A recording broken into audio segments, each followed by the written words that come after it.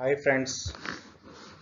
तो लीजिए आज स्टार्ट करते हैं part 28 of NISM series 5A, that is mutual fund distributor certification exam mock test series. तो लीजिए आज का पहला क्वेश्चन स्टार्ट करते हैं। We have first question as we have to do registration of the mutual fund with the SEBI, who gets registration done. तो देखिए mutual fund का रजिस्ट्रेशन जो सेबी के पास होता है वो कौन करता है। Option A trust, RNT means registrar and transfer agent, sponsor, और डी AMC। देखिए इसका आंसर है C sponsor. To register a mutual fund in India we need an approval from SEBI and sponsor needs to file an application for registration in form A. तो आप देख सकते हैं structure हमारा जो स्पॉन्सर है वही म्यूचुअल फंड को लॉन्च करता है, तो डेफिनेटली ये उसी की रिस्पॉन्सिबिलिटी है कि वो सेबी के पास इसको रजिस्टर करे। चलिए बैक्टोरियल की सेकंड क्वेश्चन पर चलते हैं। एम्फी डू दो फॉलोइंग एक्टिविटी,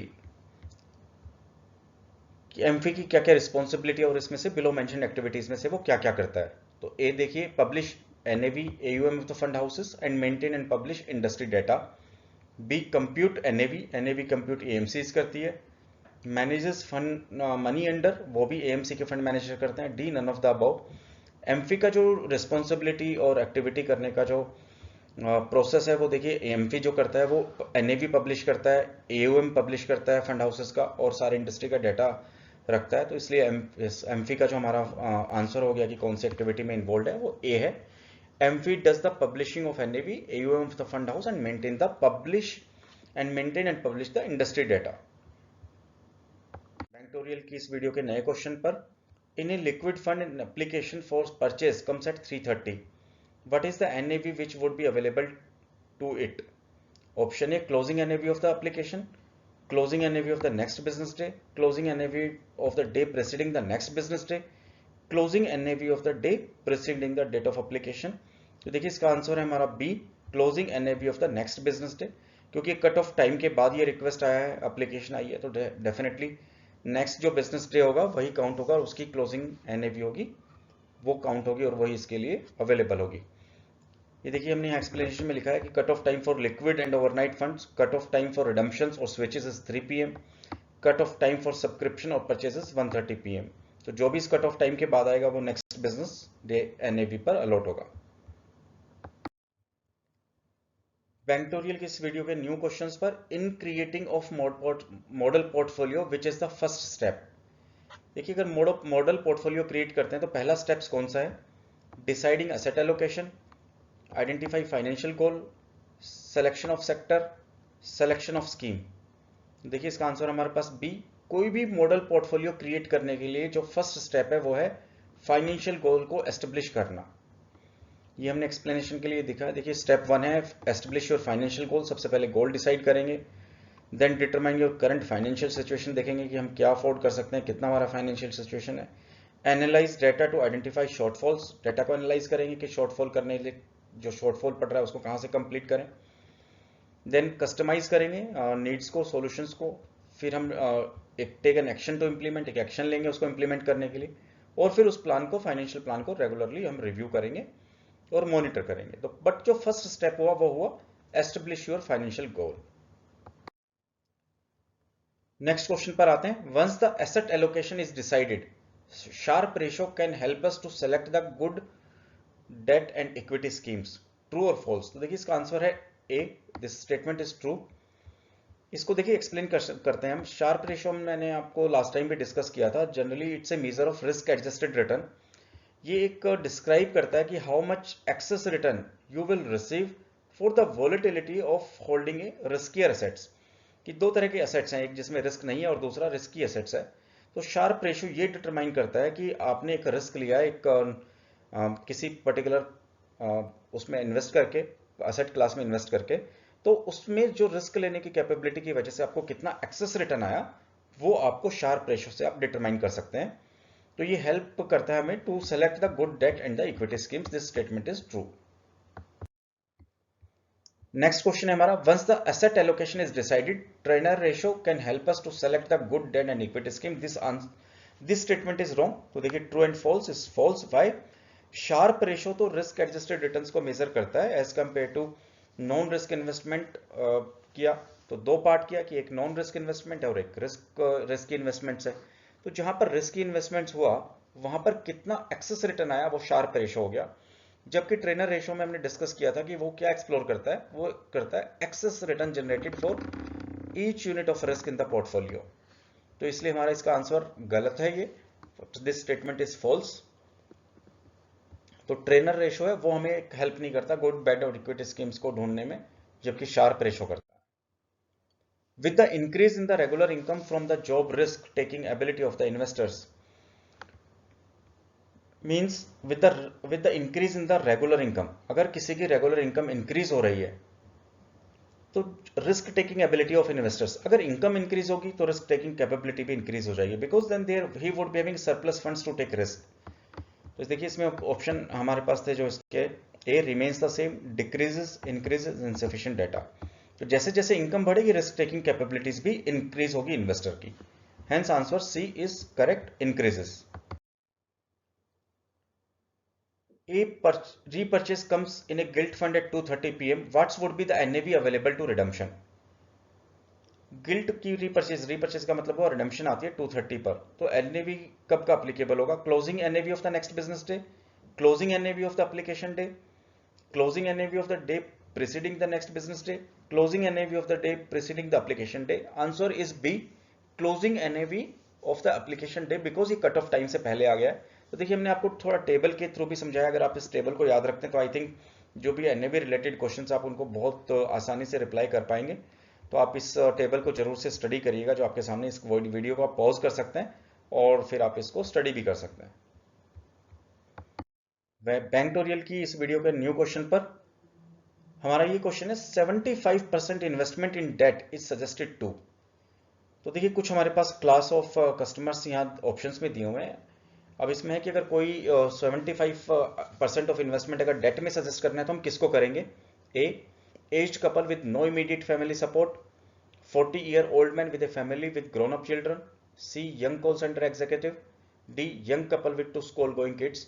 तो देखिए 75% इन्वेस्टमेंट इन डेट हम उसी को दे सकते हैं जहां पर रिस्क टेकिंग कैपेबिलिटीज बहुत कम हो, जिनकी एज थोड़ी ज्यादा हो गई हो और कोई इमीडिएट फैमिली सपोर्ट ना हो, सो दैट उनकी कंसिस्टेंट और रिस्क फ्री इन्वेस्टमेंट्स आती रहे या उसके रिटर्न्स आती रहे। तो हमारा यहाँ इसका आंसर हो गया ए।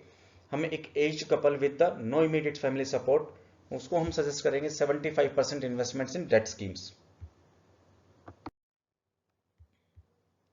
नेक्स्ट क्वेश्चन है हमारा, an investor with interest to earn higher return and willing to take higher risk are referred to as. उस क्लास ऑफ इन्वेस्टर्स को जो बहुत ज्यादा रिटर्न्स कमाना चाहते हैं और जो रिस्क भी ज्यादा ले सकते हैं, they are capable, they are willing to take high risk, उन इन्वेस्टर्स क्लास को हम क्या बोलते हैं? A, cautious investors, B, conservative investors, C, adventurous investors, D, aggressive investors. तो देखिए जो बहुत ज्यादा रिस्क ले सकता हो, जो ज्यादा रिटर्न्स, हाई रिटर्न्स इन्वेस्टमेंट जो इंस्ट्रूमेंट्स होते हैं उसमें इन्वेस्ट करता हो, उसको हम बोलते हैं aggressive investor. Hence answer is D. For a microchip, which of the following is not a valid photo proof? तो ये option A PAN proof, B debit card with photo ID, C credit card with the photo ID, D voter ID proof. तो इसका answer है हमारे पास C, credit card with the photo ID is not a valid proof for microchip. The responsibility to manage funds in new pension scheme is with. तो जो new pension scheme है जिसको हम बोलते हैं नेशनल पेंशन स्कीम या national pension system, उसमें responsibility to manage funds किसकी होती है? इसके आंसर हमारे पास जो ऑप्शन है वो देखिए, ए पीएफआरडीए, बी इंश्योरेंस कंपनीज, सी एएमसीज, डी पीएफएमएस।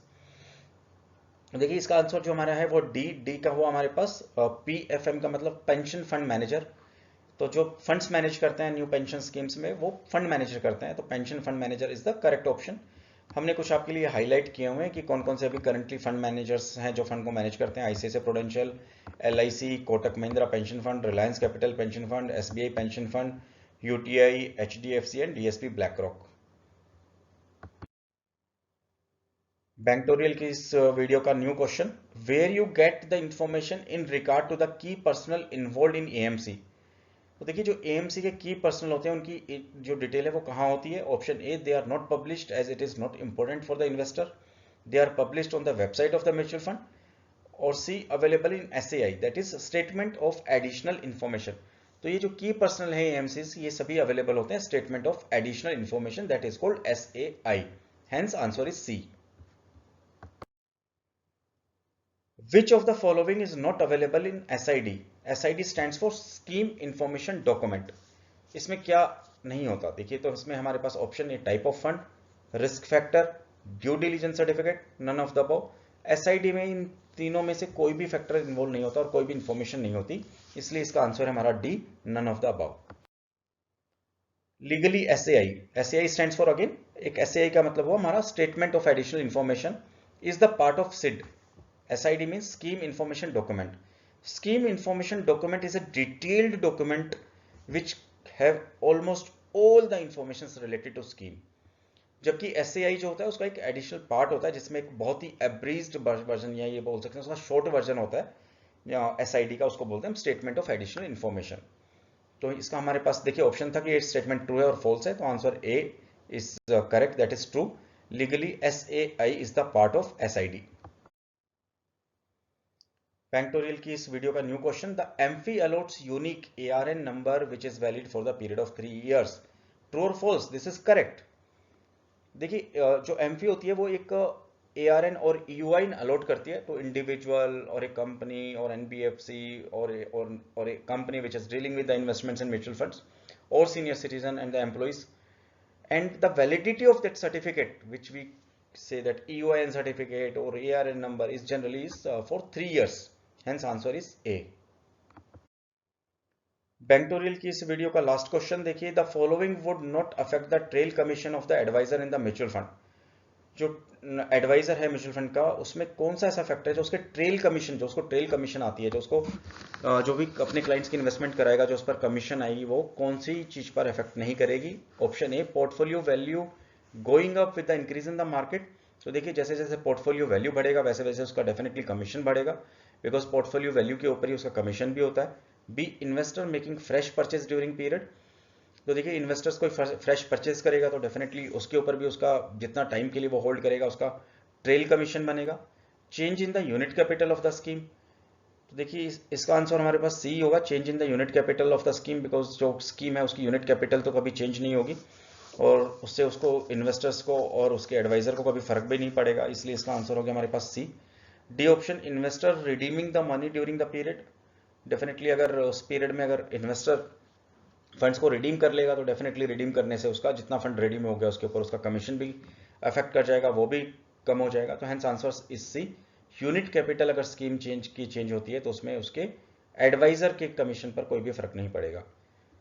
तो फ्रेंड्स आज की वीडियो में यहीं तक। Again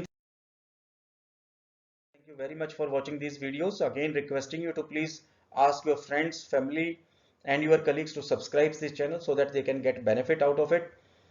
And definitely if you will keep on watching these videos, you will get your certification right at the place with minimum efforts and with maximum knowledge. Again guys, thank you very much and have a nice day.